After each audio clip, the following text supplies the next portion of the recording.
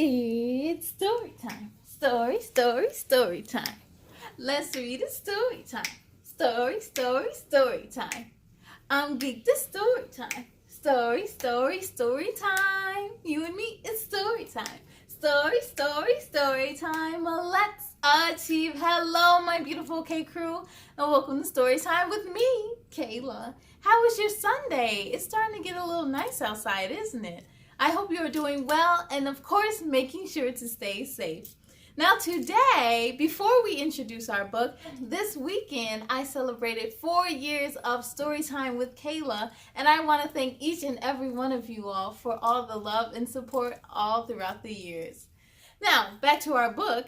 Today, we will take a look at a book from authors S.B Christian and E.W Rhodes. And without further ado, the book we'll be reading tonight is called The Rhyming Tales of Mimi the Moon Princess, Book 1, The Making of a Princess, written by S.B Christian and E.W Rhodes. Ready, set, let's begin. Okay.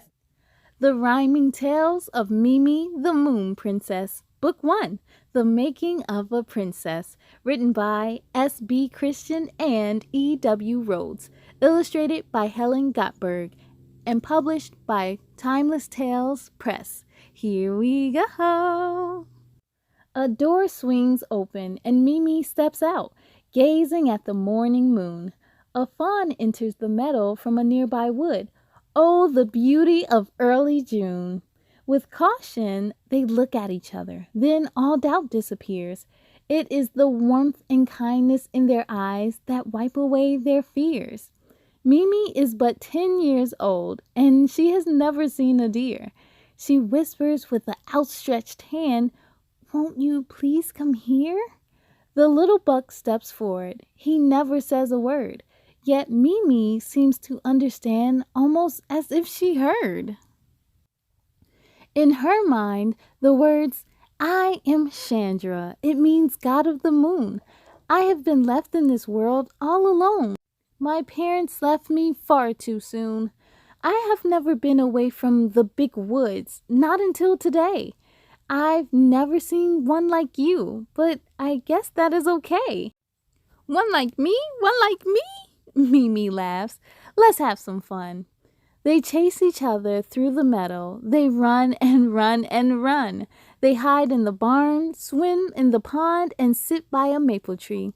Time seems to split right by. Then it is time for Sandra to leave. He walks across the meadow and into the nearby woods. He says goodbye without any words. He would have spoken if he could. It really does not matter, though. Words often get in the way. It's actions that speak loudly. They explain what words cannot say. "Come back tomorrow, please, Chandra," Mimi calls. "I'll wait by the maple tree." She watches her friend's tail bounce through the woods until she can no longer see.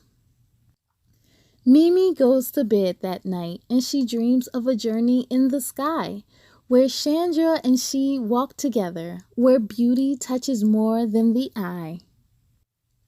Mimi awakens with the morning sun and skips to the maple tree. She thinks of Chandra and her mystical dream and waits patiently. A rooster crows from a distant farm. The dew glistens on the ground.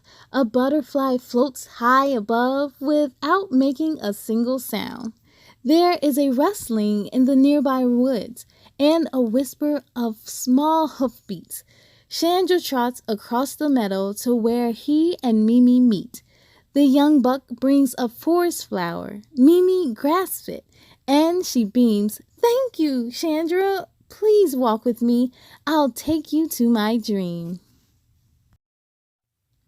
When I closed my eyes at bedtime, you magically appeared. The night was filled with darkness, although the moon was shining clear. The moon's glimmer paved a narrow path that led high into the sky. Where, oh where did it lead to? There was wonder in my eyes. You raised your head, whisked your tail, and began to lead the way. And though you never said a word, I clearly heard you say, "Follow me, this way, please. There's something you must see." We then walked along the narrow path lined with lilac trees. Before long, your pace quickened, and again, without words, you said, "We must move with haste, Mimi, before the path fades as we tread." I tried to keep up with you, but you slipped away from sight. You returned with the rising sun and said, "We must come back another night." And then I awoke, Chandra. I awoke from my dream. I didn't quite understand what it was supposed to mean. Oh, please tell me, Chandra, where does the path lead in the sky? Why did you run away so fast? Do please tell me why.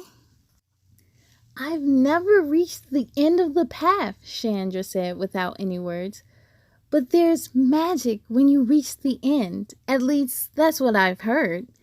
And it is the light that glows from the moon that makes the path shine so clear. However, when sunlight brightens the world, I'm told the path will disappear. That's why I run so fast when the sun began to rise. The moonlight path began to fade. I couldn't see it with my eyes. May we try again to reach path's end?" Mimi asked with great delight. "I want to see the magic. Can we try again tonight?" Nighttime soon approaches, and Mimi snuggles in her bed. She slips into her dream world, thinking of all that Chandra said. Rather mystically, Chandra appears in Mimi's dream. Together they look to the sky and follow the moonbeams. They walk, they trot, and then they run on the path lit by the moon. But the sun begins to rise again. It is rising far too soon.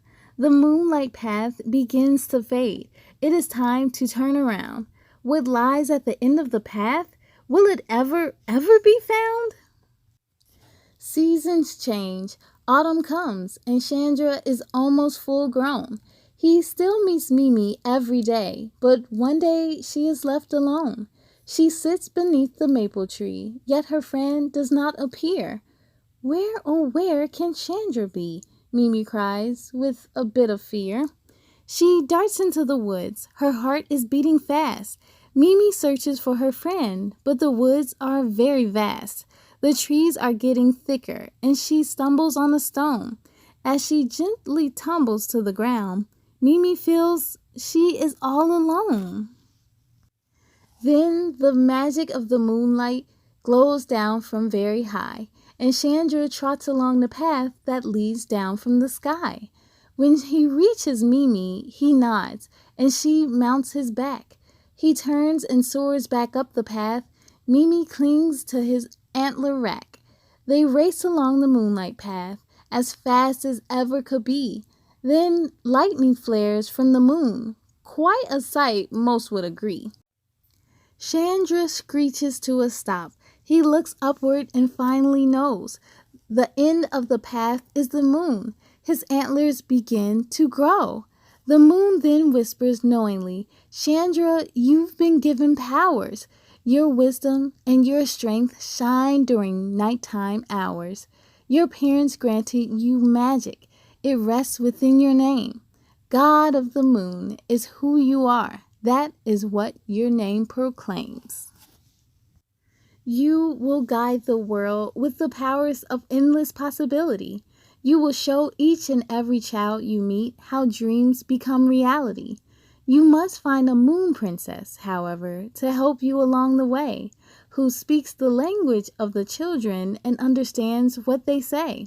She will be the princess of the moon, filled with beauty and with grace. She will guide the children of the world to a most enchanting place.